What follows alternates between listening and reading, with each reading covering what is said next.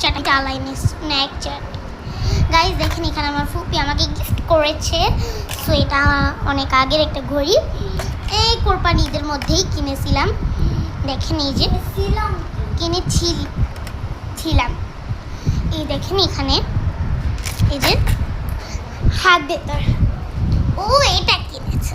এটা দেখবেন সব সিস্টেম দেখবেন প্রথমে এটা ঘুরানো যায়। এটা দিলে যেটা এটা এই যেটা কোন দিকটা উঠো আমি দেখা দিই।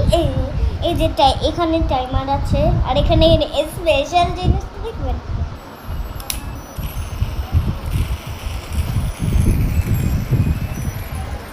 This is me.